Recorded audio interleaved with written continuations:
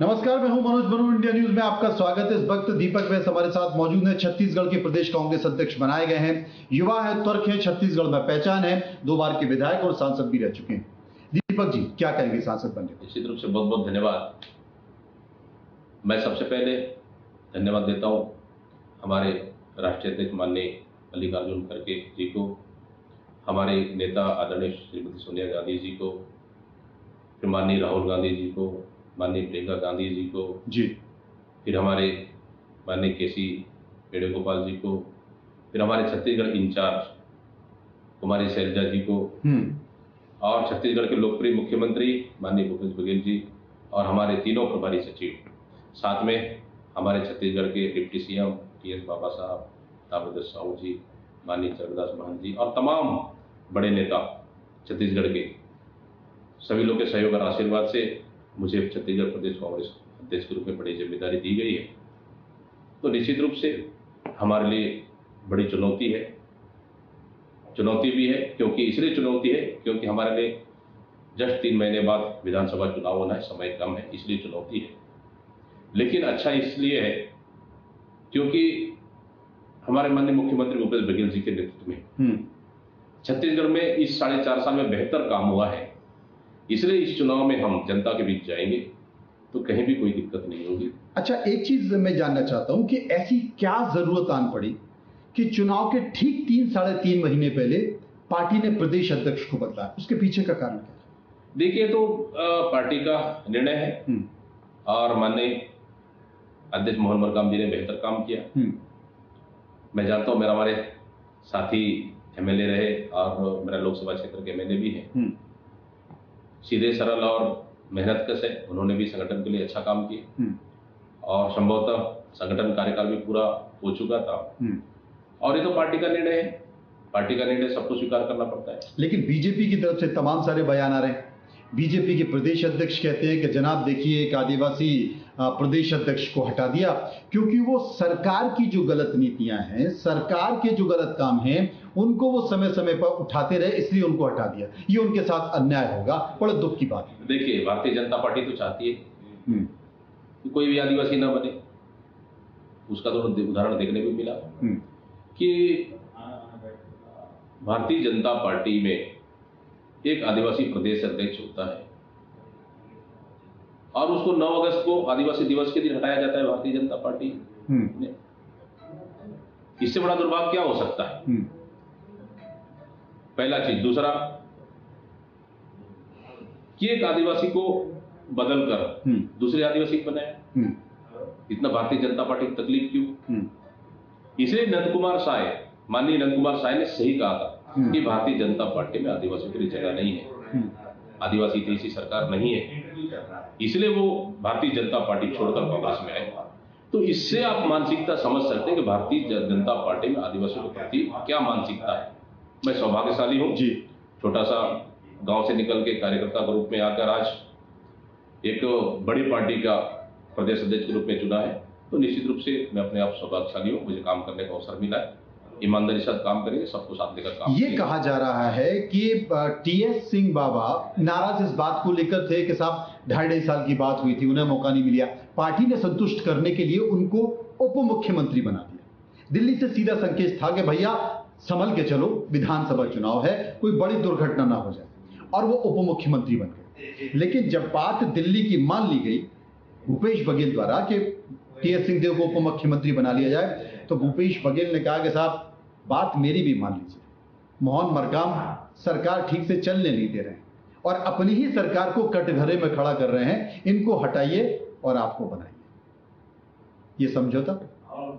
अब ये तो मुझे नहीं पता, लेकिन कोई मतभेद नहीं है। आज सीएम डिप्टी सीएम दोनों साथ लेकर चल रहे हैं। हमारे तमाम बड़े नेता सब साथ मिलकर चल रहे हैं। पार्टी सरकार ने इतना 4.5 साल बेहतर काम किया तो हमको संगठन चलाने में कहीं भी कोई दिक्कत नहीं है। हाँ, निश्चित रूप से हमारे पास तमाम छत्तीसगढ़ में बड़े नेता हैं।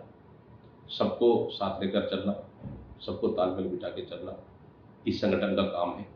संगठन का काम है कि हम आने वाला चुनाव में हम बेहतरीन साथ तालमेल, सरकार और संगठन का तालमेल बिठाकर चलें और हम माइक्रो मैनेजमेंट कर आगामी आने वाला समय में ज़्यादा से ज़्यादा विधायक जिता कर लाए और सरकार बनाए, ये हम लोग का मेन लक्ष्य रहेगा।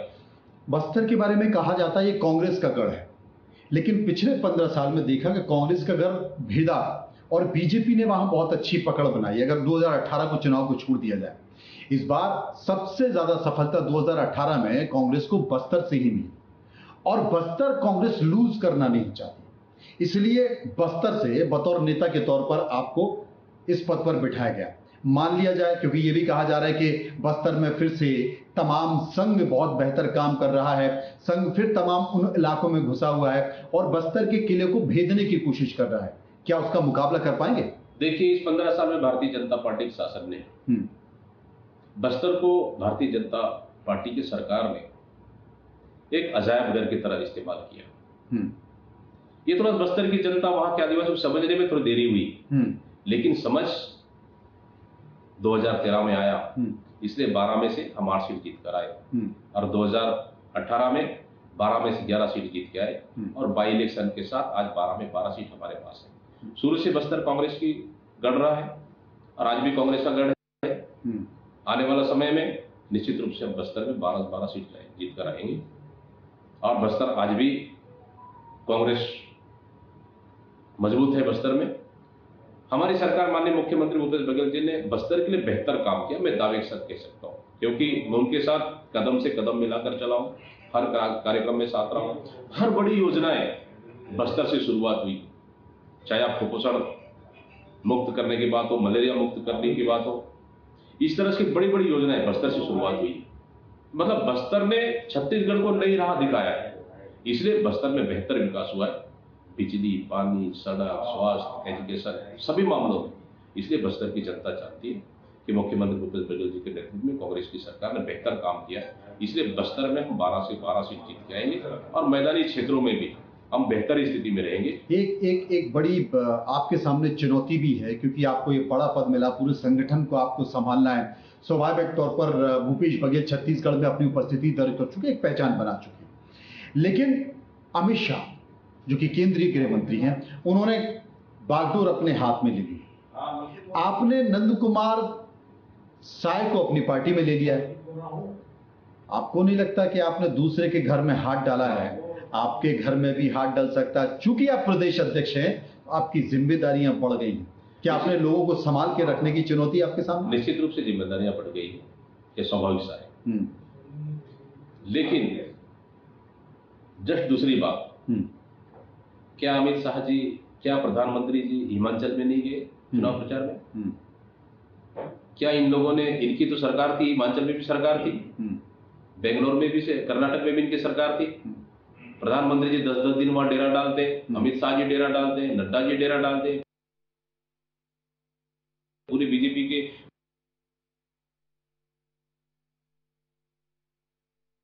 पूरी मंत्रिमंडल डेरा डालता है। क्या हालत हुआ? कर्नाटक की जनता ने जवाब दे दिया।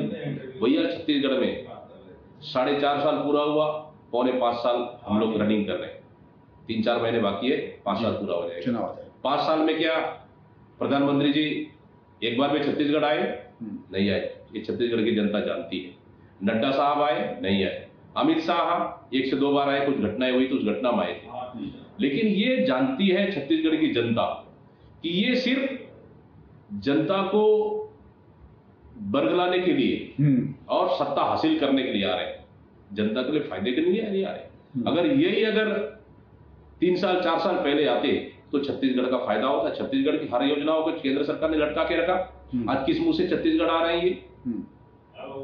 ये जनता से हम पूछे, छत्तीसगढ़ की जनता से किस मुंह से आ रहे हैं? नहीं, आपको भरोसा है कि आपका, चूंकि बड़ी संख्या है विधानसभा में, आपके पास नेताओं की बड़ी संख्या है, आपके घर में सभी लोग सुरक्षित हैं? ऐसा तो नहीं कुछ नाराज और निराश लोग बीजेपी में चले जाएंगे चुनाव से पहले? कांग्रेस पार्टी का छोटे से लेकर बड़ा कार्यकर्ता ईमानदार और वफादार है। हम लोगों ने रमन सिंह की 15 साल की सरकार को देखा, हमारा एक छोटा सा कार्यकर्ता भी नहीं डिगा। FIR हुआ, जेल भेज दिए, डंडा गाए, NSA लगाए, सब लगाए, तब भी हमारा एक कार्यकर्ता नहीं गया बीजेपी में। बीजेपी में जाने का सवाल ही नहीं। एक अंतिम सवाल पूछ लेता हूं, क्योंकि काफी देर हो चुकी है, आपको भी बहुत सारे फोन आ रहे हैं बधाई के, आप फोन नहीं उठा पा रहे हैं। आप जब फ्लाइट में थे तो फ्लाइट में आपके पास नियुक्ति पत्र आया, अचानक से आपने लैंड किया तो समझ में नहीं आया कि 1000, 1500, 2000 फोन और मैसेज क्यों आ रहे हैं। ये बड़ी बात है। आप दिल्ली में मौजूद हैं और करीब देर रात हम लोग बात कर रहे हैं। मैं आपसे एक चीज पूछना चाहता हूं, मोहन मरकाम को हटा दिया है, विधायक है, उनका सम्मान होना चाहिए, उनका सम्मान करेगी पार्टी। कोई अहम जिम्मेदारी, बड़ी जिम्मेदारी माना जा रहा है कि वो मंत्रिमंडल में लिए जा सकते हैं, आप भी ये पैरवी करेंगे? निश्चित रूप से मोहन मरकाम हमारे साथी एमएलए हैं और निष्ठावान है, ईमानदार है, मेहनत कर।